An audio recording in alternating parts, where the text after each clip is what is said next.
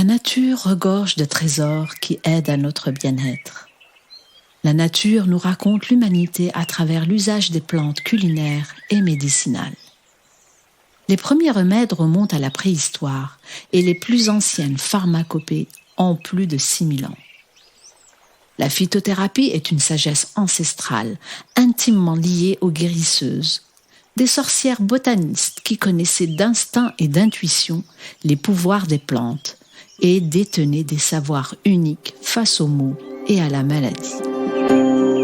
Je te présente Sorcière en herbe, le podcast de Conteuse végétale, une émission où je te raconte l'histoire passionnante des plantes, la magie des végétaux et leur ingéniosité à créer des molécules originales.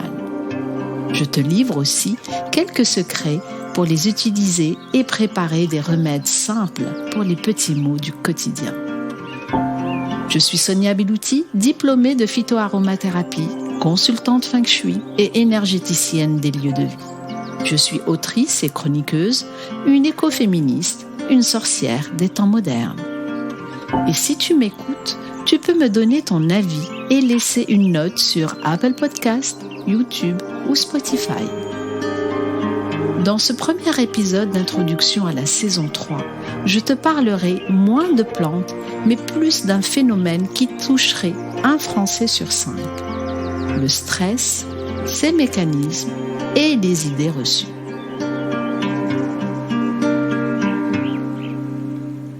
Selon l'Institut de veille sanitaire, le stress est la cause de plus de 200 000 maladies par an. Un stress mal décelé peut engendrer des complications graves pour l'organisme. Il est donc important de savoir le reconnaître et le traiter efficacement. Pour commencer, sais-tu vraiment ce qu'est le stress et est-il vraiment néfaste ? Le stress n'est pas en soi une maladie.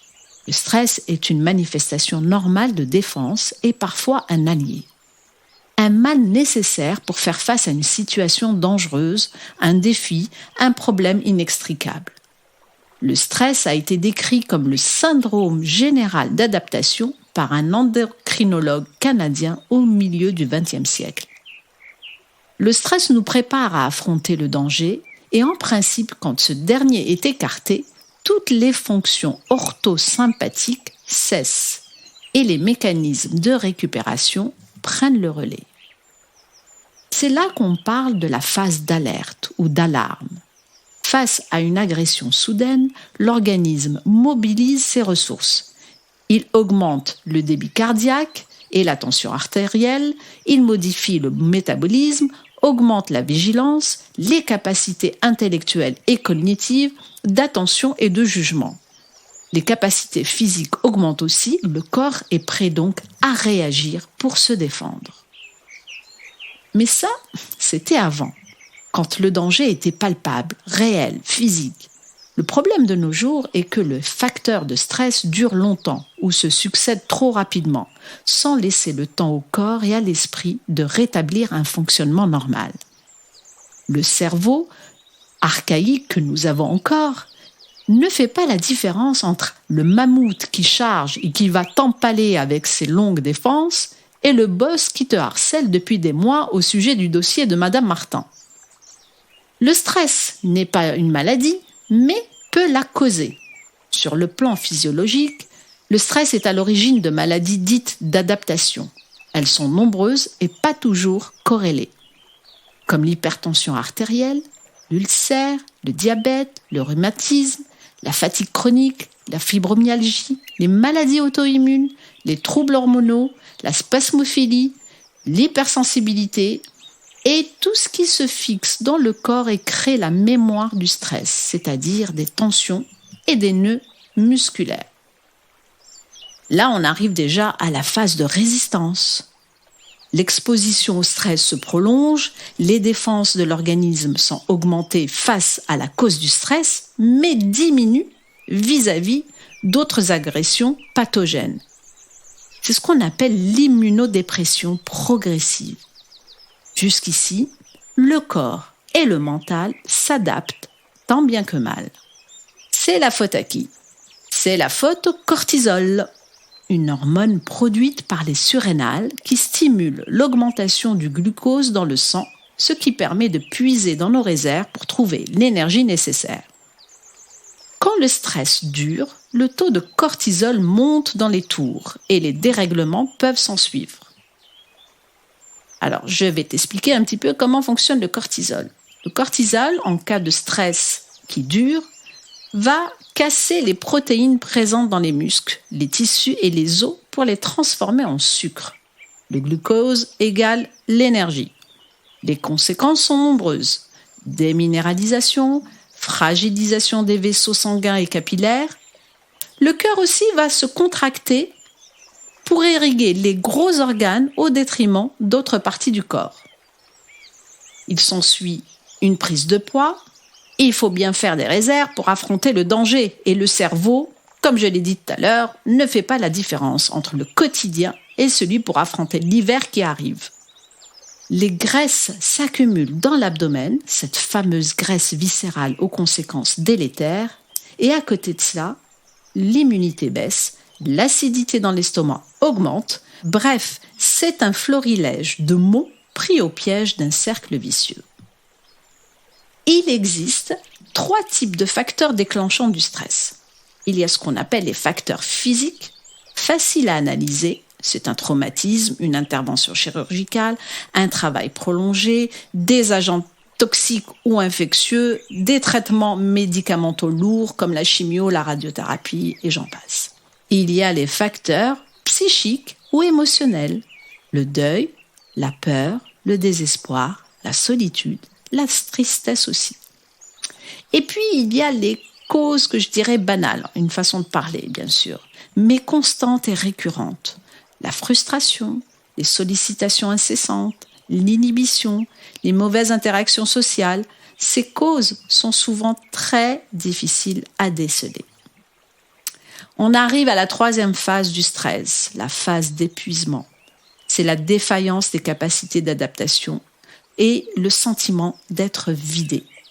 La sérotonine s'épuise, les troubles du sommeil s'installent, l'appétit et l'humeur n'en font qu'à leur tête, la maladie de suradaptation survient. Un simple façon de parler, stress qui dure peut dégénérer en anxiété généralisée, burn-out et dépression, et s'il n'est pas décelé, est pris en charge correctement. Il existe plusieurs outils simples à notre disposition pour gérer le stress.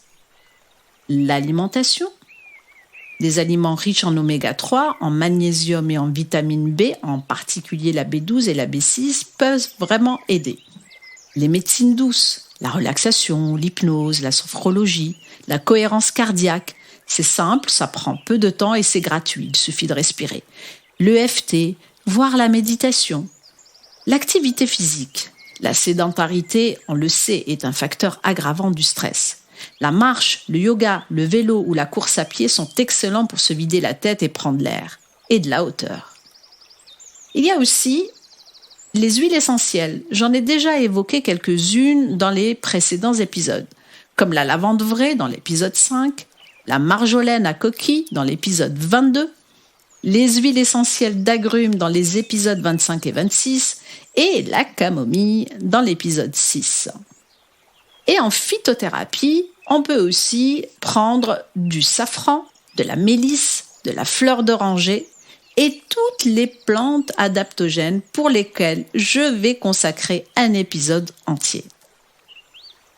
Pour les plantes et les huiles essentielles que je viens de citer, je t'invite à écouter ou réécouter les épisodes pour en connaître les bénéfices et les contre-indications.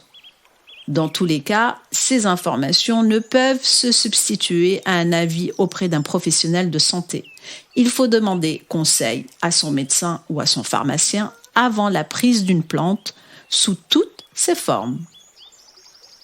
Il y a encore tellement de choses à dire sur le stress et sur son ambiguïté. Il galvanise et il épuise à la fois. Cela dépend de la situation, sa récurrence et des prédispositions personnelles. On n'est pas tous égaux face à ces assauts et les ressorts sont propres à chacun. Je poursuivrai donc sur le sujet dans le prochain épisode, vendredi 23 septembre. Merci pour ton écoute jusqu'ici et merci pour ta fidélité. Si tu as aimé ce rendez-vous et si tu souhaites ne manquer aucun des prochains épisodes, tu peux me suivre sur mon compte Instagram Magie Verte Sorcière en Herbe. Tu y trouveras des recettes et des rituels à base de plantes que tu peux partager autour de toi bien sûr. Mais surtout un lien d'abonnement à la newsletter de Sorcière en Herbe pour ne manquer aucun épisode. Et si tu m'écoutes sur Apple Podcast ou Spotify, pense me laisser 5 étoiles pour nourrir et faire grandir ce podcast.